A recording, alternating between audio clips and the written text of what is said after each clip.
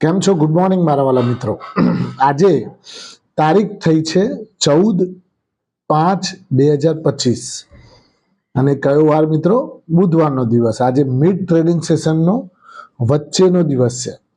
Trading session જે 5 દિવસો આવતા હોય છે એમાં આજનો વચ્ચેનો દિવસ સેન્ટર ડે, અને સેન્ટ્રલ ડેમાં બજાર ગિફ્ટ નિફ્ટી આજે લગભગ 90 થી 95 અંક પ્લસ બતાવી રહી છે. તો જોઈએ આપણે કે બજારમાં કેવી એની અસર જોવા મળી રહી છે.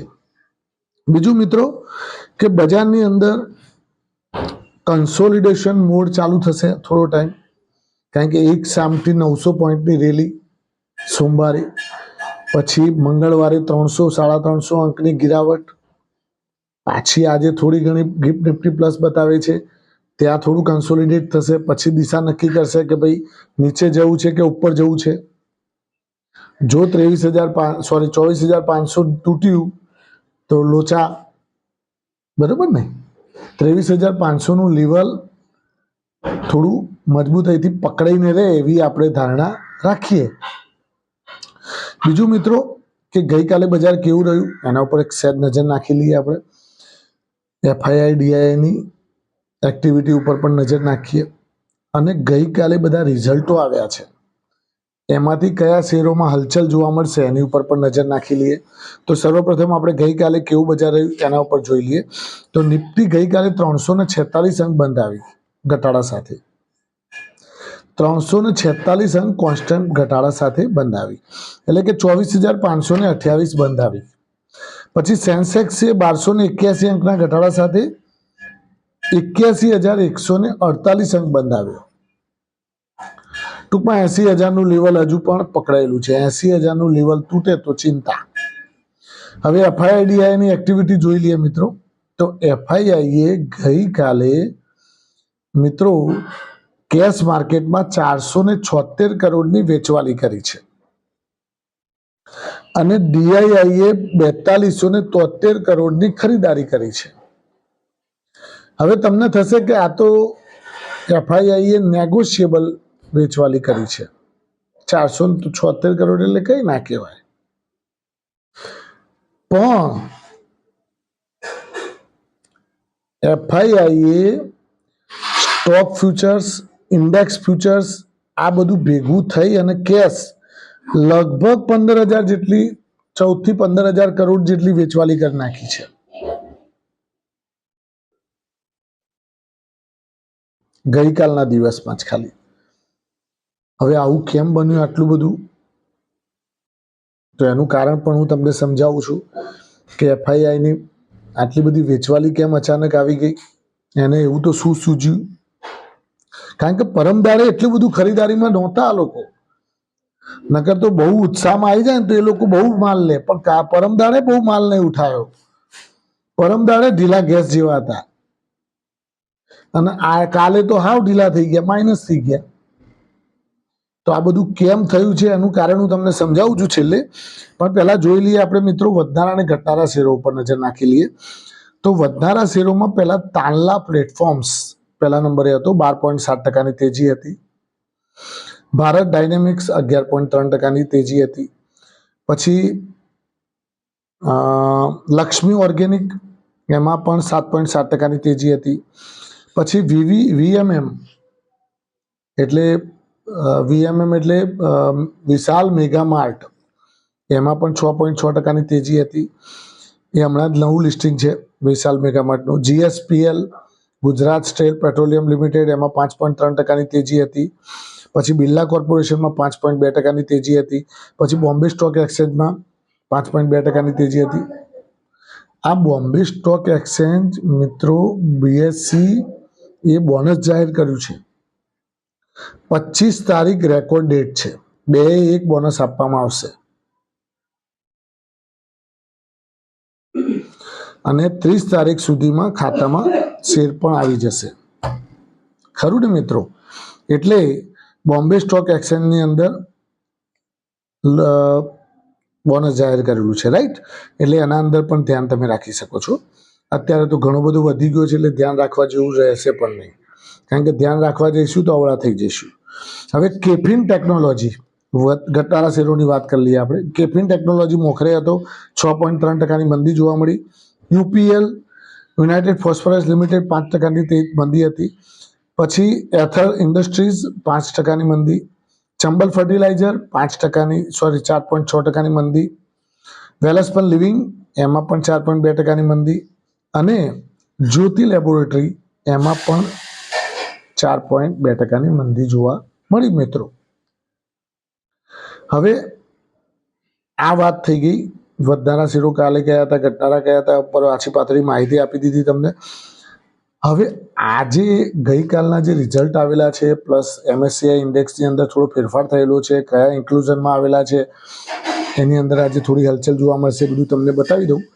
તો પહેલી વસ્તુ તો ખાસ કહીએ તો આપણે બે મોટા ટાઈગર કંપનીઓના રિઝલ્ટ આવ્યા હતા, ટાટા મોટર્સ અને ભારતી એરટેલ.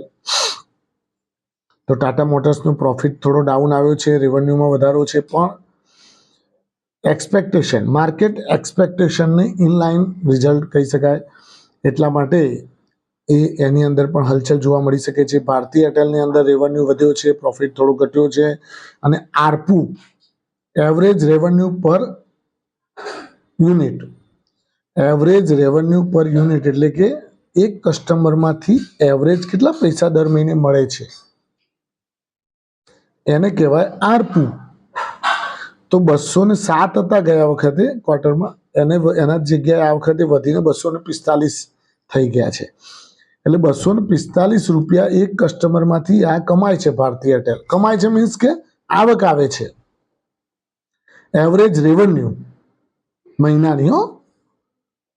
તો તમે ખાલી ગણતરી કરજો, તો એની જોડે 40 કરોડ કસ્ટમર હોય તો 40 કરોડ ગુણ્યા 245 કરવાની, એટલી એની ટોટલ રેવન્યુ આવે. ખબર પડી ગઈ? એની એવરેજ રેવન્યુ કાઢવી હોય તો આ રીતે ખાલી ટેલિકોમ લાઇનની. પછી માન લો કે એને તો પેલું ડીટીએચ છે, રીકણું છે, ફલાણું છે, એટલે બધું ભેગું થઈને તો ઘણું બધું થાય, એટલે એ ખાસ ધ્યાન રાખવાનું. પછી બીજી વસ્તુ એમાં પણ આજે હલચલમાં રહેશે ભારતી એરટેલ અને ટાટા મોટર્સ. પ્લસ નાની કંપનીઓમાં જોઈએ તો એક શૈલી એન્જિનિયરિંગ છે. શૈલી એન્જિનિયરિંગનું એબિટા માર્જિન 5% વધ્યું છે, બહુ સારું રિઝલ્ટ કહી શકાય. પ્રોફિટમાં વધારો જોવા મળી રહ્યો છે, રેવન્યુમાં વધારો જોવા મળી રહ્યો છે, સ્ટ્રોંગ પરફોર્મન્સ કહી શકાય. એમાં પણ આજે હલચલ જોવા મળી શકે છે શૈલી એન્જિનિયરિંગમાં. પછી વીએસટી ટ્રેલર ટ્રેક્ટર, એમાં પણ આજે હલચલમાં રહેશે. પ્રોફિટ ઘટ્યો છે, પ્રોફિટ માર્જિન ઘટ્યું છે, એબિટા માર્જિન ઘટ્યું છે, ખરું ને? એટલે એમાં પણ આજે હલચલ જોવા મળશે મિત્રો. પછી લોઇડ એન્જિનિયરિંગ એક આજે ખબરોમાં છે. લોઇડ એન્જિનિયરિંગનો રાઇટ ઇસ્યુ ચાલુ થઈ રહ્યો છે, આવતીકાલથી આવી રહ્યો છે. 15 તારીખથી 30 તારીખ સુધીનો સમય છે, એટલે એમાં પણ હલચલ જોવા મળી રહેશે. પછી 3 શેરો MSCI ઇન્ડેક્સની અંદર ઇન્ક્લુઝન થયા છે, તો 3માં આજે હલચલ આવશે. કયા 3 શેરો છે? તો કોરોમંડલ ઇન્ટરનેશનલ, ટાટા ટેકનોલોજી અને ત્રીજો છે નાયકા. આ 3 શેરો શું કહેવાય MSCI ઇન્ડેક્સની અંદર ઇન્ક્લુઝનમાં આવેલા છે મિત્રો. તો એમાં પણ હલચલ જોવા મળી શકે છે. પછી બીજી 2 કંપનીઓના રિઝલ્ટ ઉપર આજે એનું એક્સપેક્ટેશન કરતાં સારા એક્સપેક્ટેશનના જેવા જ રિઝલ્ટ આવે છે. GRSE, ગાર્ડન રીચ શિપમેન્ટ, એનું પણ રિઝલ્ટ આવ્યું છે. અને GSK ફાર્મા, આના ઉપર પણ આજે હલચલમાં રહી શકે છે. હવે વાત કરી લઈએ મિત્રો FII DIIની ડેટાની. FII એ ગઈકાલે ઇન્ડેક્સ ફ્યુચર્સ, સ્ટોક ફ્યુચર્સમાં વેચવાલી, આ બધું જોવા મળી રહ્યું છે. તો કેમ આટલું બધું અચાનક ચિંતા આવી ગઈ FIIને? તો US અને ચાઇનાની ડીલ, અમેરિકા અને ચાઇનાની જે ડીલ થઈ, એ લોકો એકબીજાના ટેરિફ ઘટાડ્યા કે ભાઈ આ તો બધું બહુ થયું, પણ આમ તો મને એવું લાગે છે કે આ આવું શું કરતા હશે. પહેલાં વધારી દે છે, પછી ઘટાડે છે અને લોકોને ગુમરાહ કરે છે. હવે જુઓ, 145% ચીન ઉપર ટેરિફ ઠોકેલો અમેરિકાએ, એ પાછો કરી નાખ્યો 30 થી 35%. પછી ચીને અમેરિકા ઉપર 110% ઠોકેલો ટેરિફ, એ પાછું ઘટાડીને 10% કરી નાખ્યું.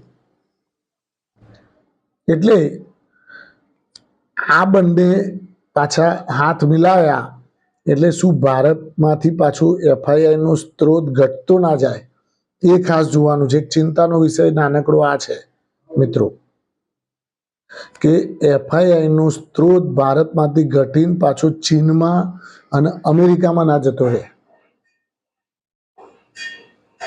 એટલે આ એક નાનકડો ચિંતાનો વિષય હતો. એટલે મેં તમને કહ્યું કે ભાઈ FII ની પરમ દિવસે પણ એટલી બધી ખરીદારી નહોતી, આટલું બધું બજાર ઉછળ્યું હતું તોય.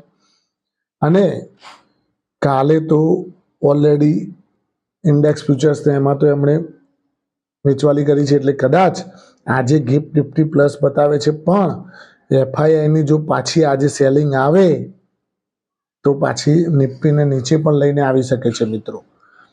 તો આ એક ડર ભારતીય બજાર માટે સતાવી રહ્યો છે. Thank you very much. ખૂબ ખૂબ આભાર મિત્રો. આજનો દિવસ તમારા માટે શુભ રહે, લાભદાયી રહે, ફળદાયી રહે એ માય પ્રોફિટ પોઈન્ટ ચેનલ વતી આપ સૌને શુભકામનાઓ. Thank you very much. ખૂબ ખૂબ આભાર.